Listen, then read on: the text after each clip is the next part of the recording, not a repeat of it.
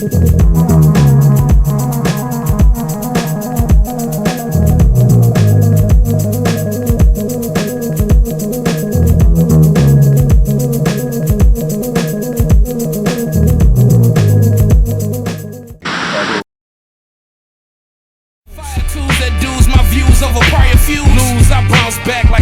the ice hit it, get it off the wall with the dice slice, I'm nice with it. Pinky ring bling, keep the work on my thing. Get it in, then I lock it down like sing.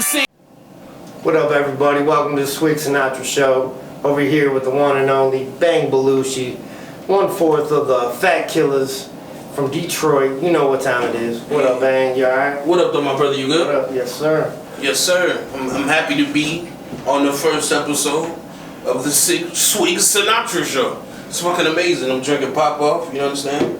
Got my Snapple to go with it, and you know my medicals and all that. So I'm ready to get it popping. So what you been up to, man? What's new? Man, I've been kicking back, man, and really getting off into this hip hop thing, working like crazy. Middle Finger Music. I got a project coming out in September. Also working with a collab with my main man Bug Rock. He just dropped his album on Friday, The Rock Period. If y'all don't have it, go get it. Then I got a couple things I can't speak about, but you'll be seeing and hearing a lot of Bang Belushi in the next couple of months, you know. That's what's up, man. That's yeah, what's man. Up. So, how did the Fat Killers originally start? Like, how did that come about? Oh, okay. Well, the Killers, they started, it was, I want to say early 2000s. We were all in different rap collectives, and it used to be a spot we used to meet up every Wednesday called the Lush Lounge. And yeah, open mic. And we all killed it. And Fats, and God rest his soul, Chris Cobb came up with the idea, like, you know what I'm saying, the fattest dudes is kind of like the dopest ones in the Lush. We should come together and be a group. And I was all for it, you know what I'm saying? So Marvin Fats approached me. Then Marvin Fats and myself approached Gordy, and then after that was a wrap. We came out with Fat World, and after that it was all hamburgers and tacos. After that, donuts and all that. After that, that's what's up, man. That's what's up. So I know how. So what happened to the Fat Killers? Are you guys still a group? No, we're still. Yeah. I know you guys are still cool. Yeah, we haven't dropped a song or came together to do a song in about 4 years. But it's not because of any animosity towards any of the group members. It's just like, we're so talented, you can't really put a cap on our talent.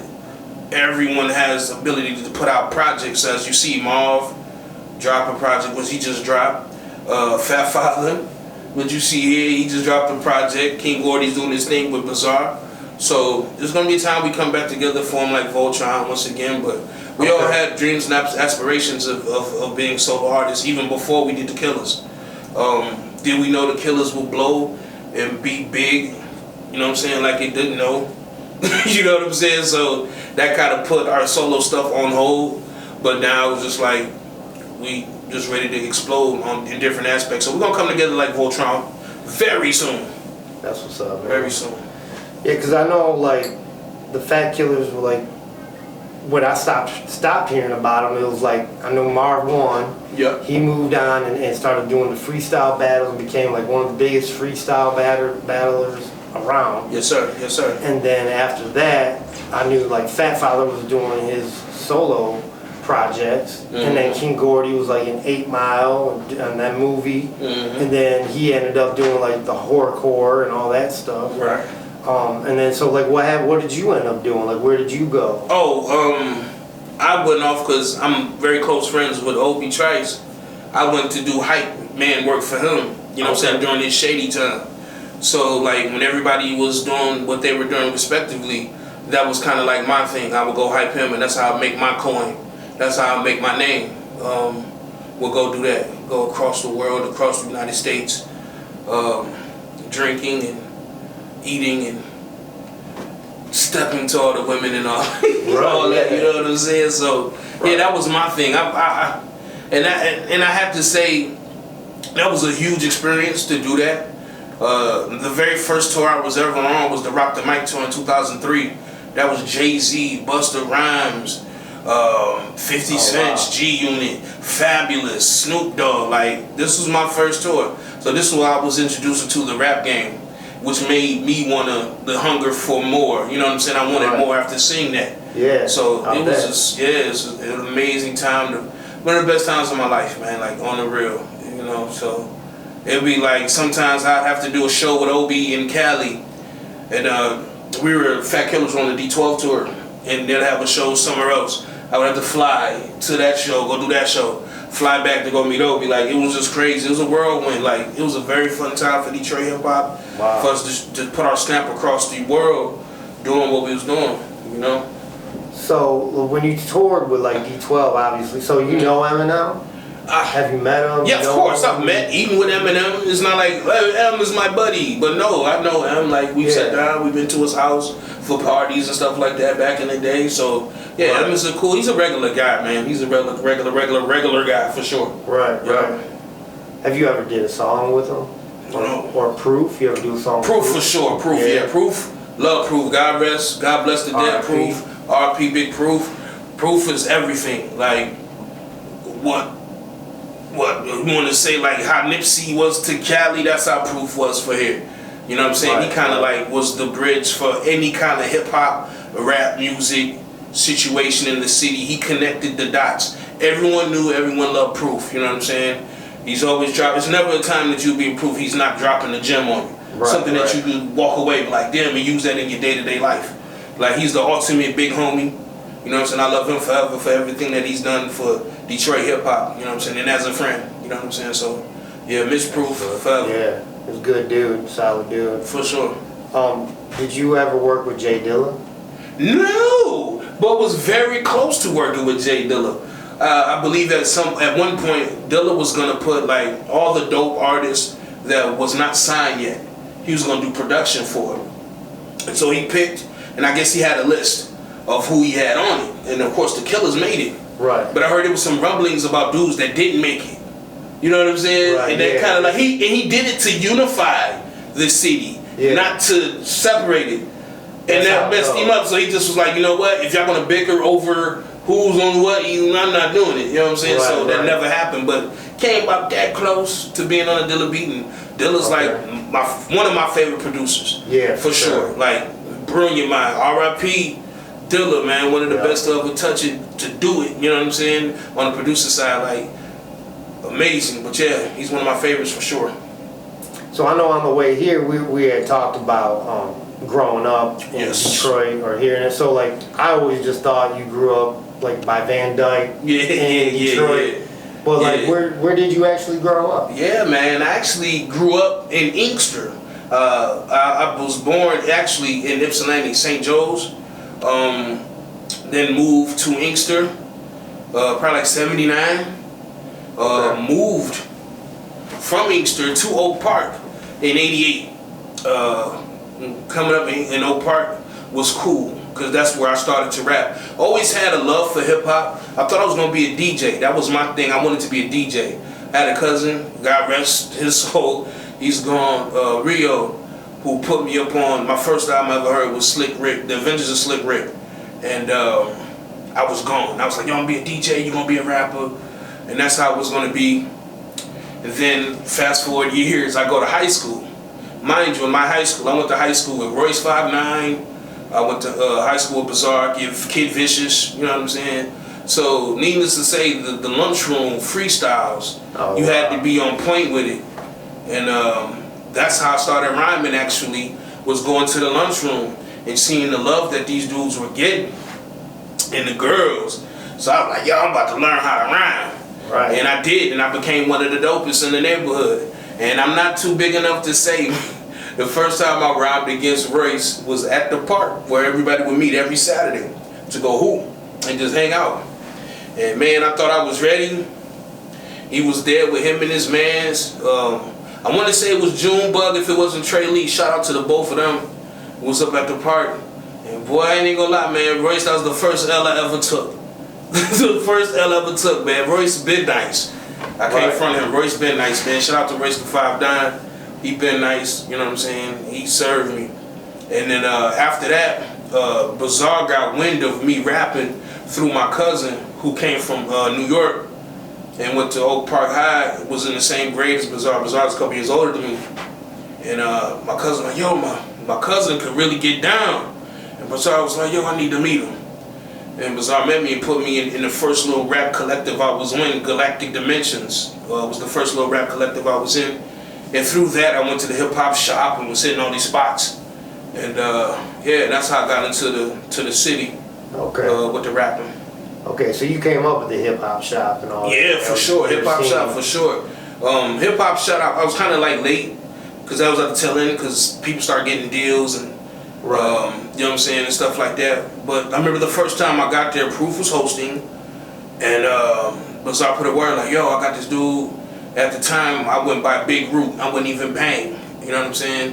And that Big Root, boom, they gave me the mic. And it was like in fucking 8 Mile. Yo, like in the beginning, like I straight choked. Like I wasn't prepared. Like you never really be prepared. Like you rap in your neighborhoods, you get the love from the hood.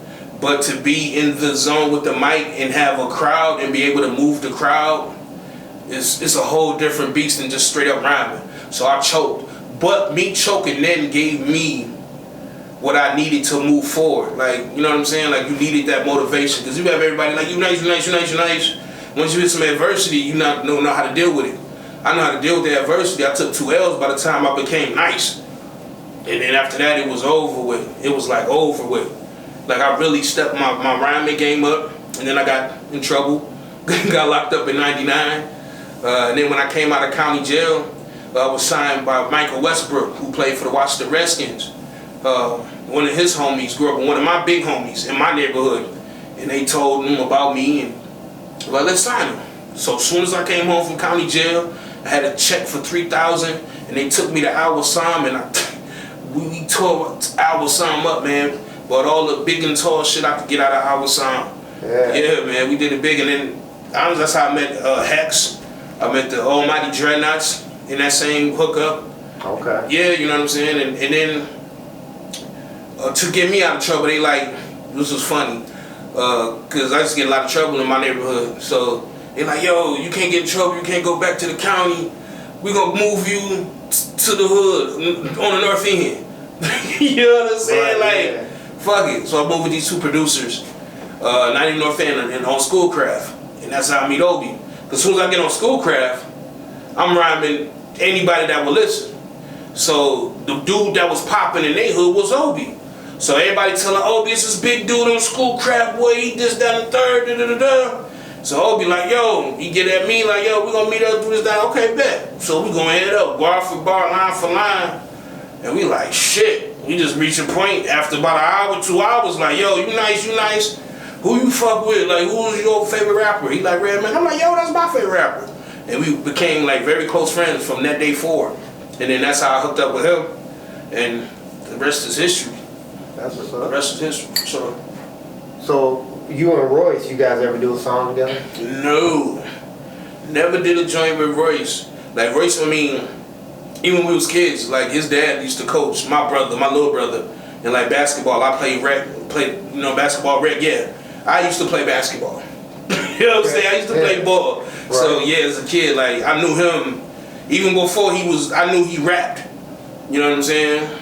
But he started rapping, yeah, a little bit before me. I started rapping like my freshman year or something like that, and then I found out he rapped and he was killing the hood. But no, we never did a joint.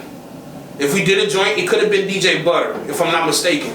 But it was like a posse record. DJ Butter? Yeah, piece of DJ Butter. It was like a posse record. Everybody from the city was on it. Right. So I think that's the closest I came to doing a joint with Royce. That's what's up, though. Yeah, for sure. So your name actually used to be, what was it, Shimmy Bang? Yeah, Shimmy Bango. That's actually short. It used to be because I'm Haitian descent. Both of my parents 100% Haitian. Okay. It was Shimmy Bango, Jakalakeno, Tililu, 3 Punje.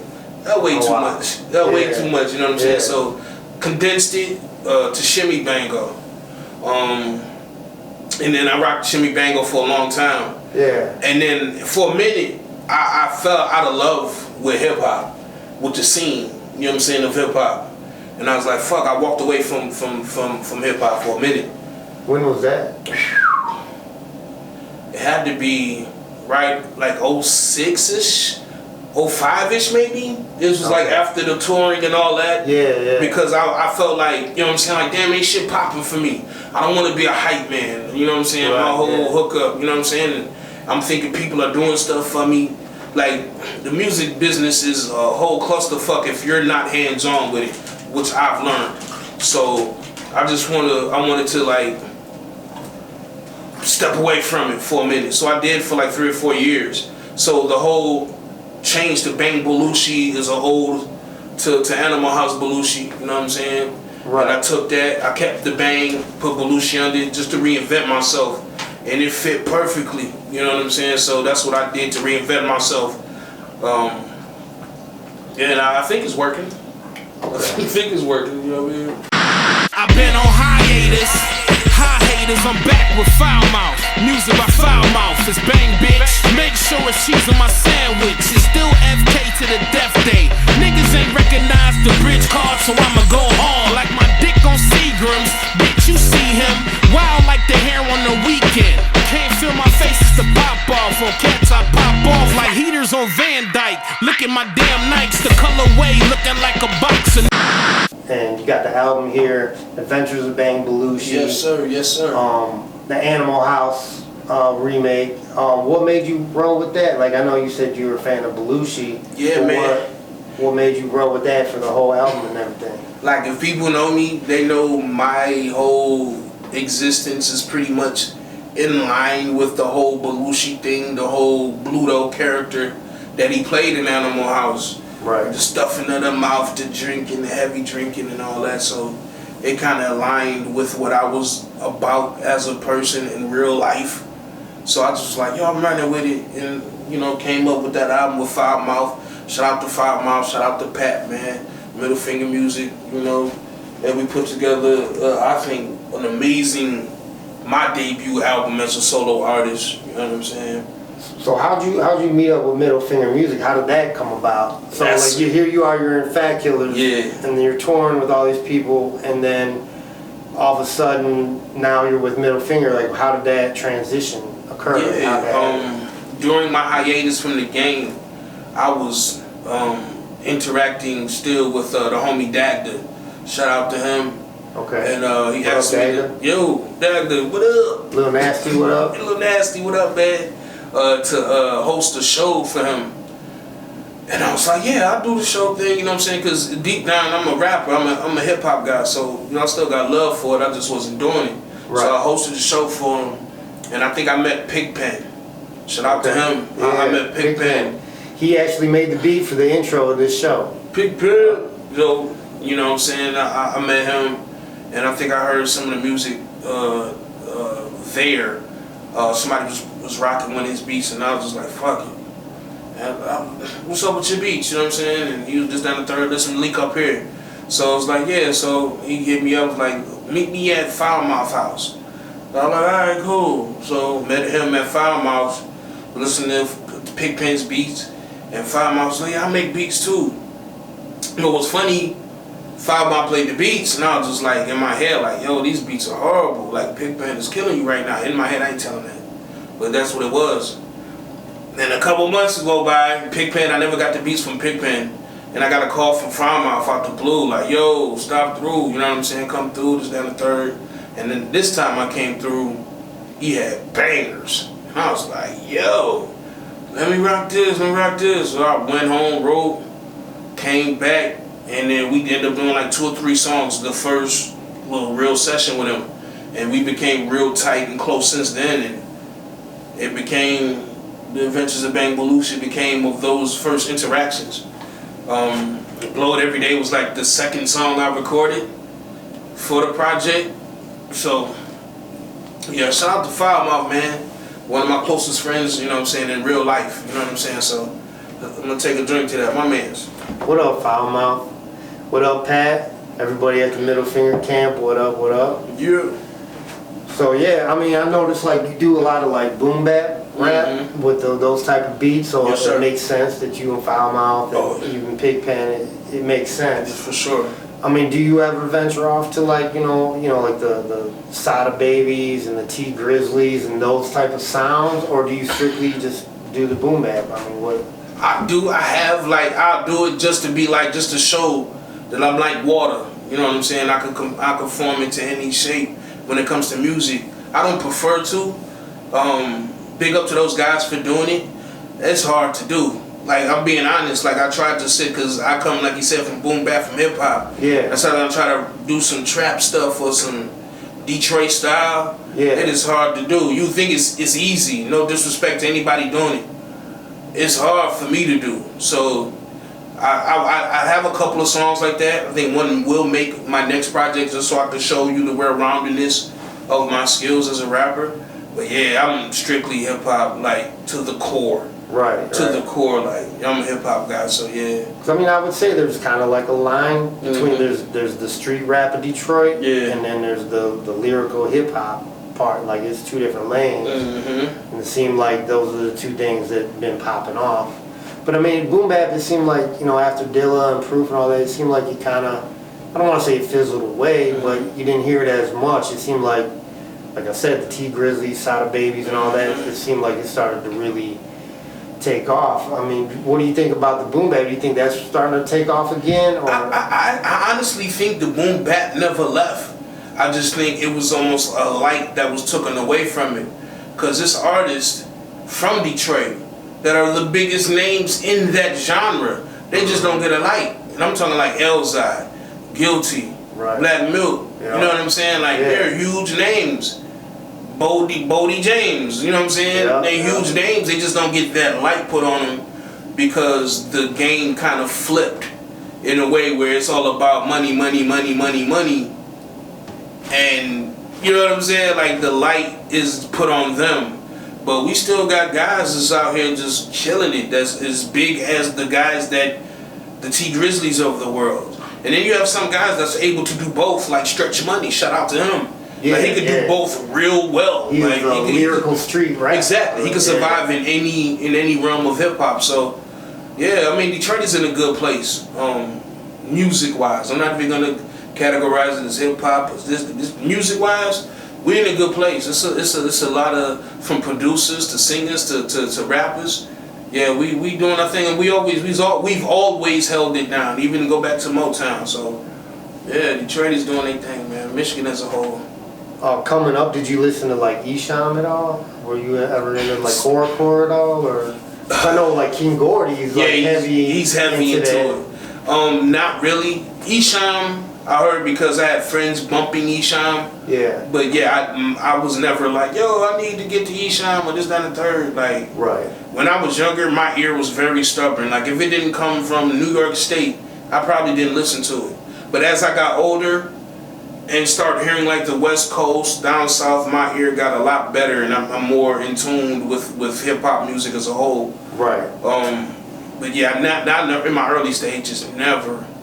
But because like when I got into Detroit rap, I was first hip to like AWOL, Detroit's Most Wanted, and you know, groups like that, Chaos Maestro, and all that.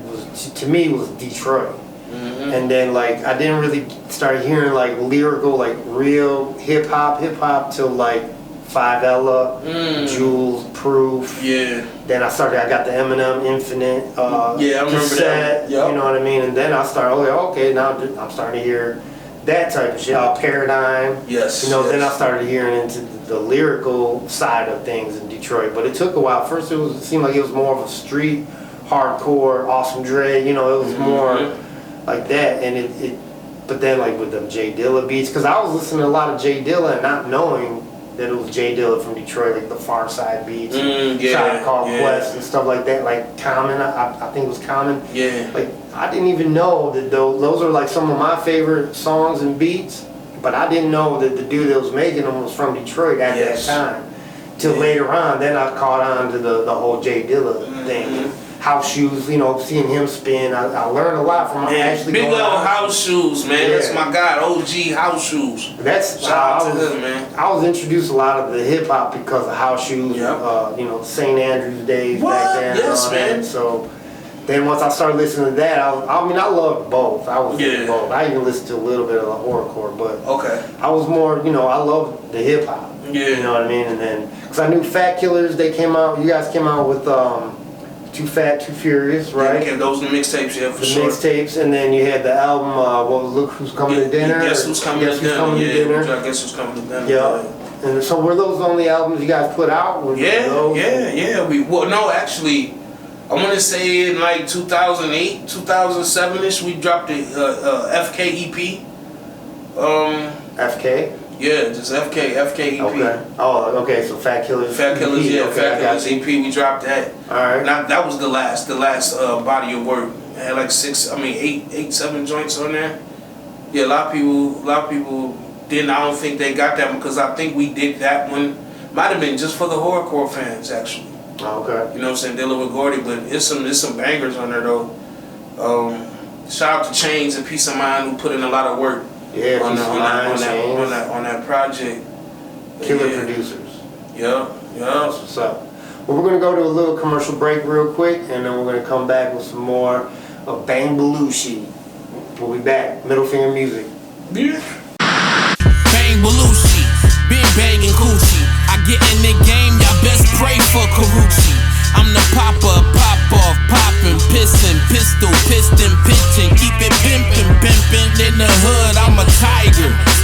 Detroit love me like Sparky. Hold my car keys, swerving, suburban, off weed and bourbon. Close curtain, I'm off for bills for certain. Ted Turner, Bud Burner, in the cup with indica, mixing Hennessy and Vernors. I told y'all, boy, I ain't a soldier, boy, but I talk more shit than soldier, boy. You can't see me, Bird Box. I give host the big one every time I fuck Red Fox. I'm that nigga, a fucking fat killer. I'm off the same shit that killed Mac Miller. I'm Master Stratter for the revenue. I'm at the cheddar in the. So, this Bang Belushi album. Yes, sir. This whole thing is produced by Foul Mouth? The whole thing, except Drink, Smoke, Weed, Fuck. Drink, Smoke, Weed, Fuck is co-produced by Foul Mouth. Him and Jimbo collab to make that. Jimbo Slice. Jimbo What up, Slice. Jimbo? My guy, the official DJ of Bang Belushi. What up? Man, I love this artwork, bro. Like, who did the cover? Mr. Cliff Notes, man. Shout out to he Cliff blessed Notes. me. He turned my idea into reality. I mean, that's amazing. I don't know if people could see it. The Animal House remake. Yeah, man. He killed it. I don't know how blurry that is or what, but man, this is one of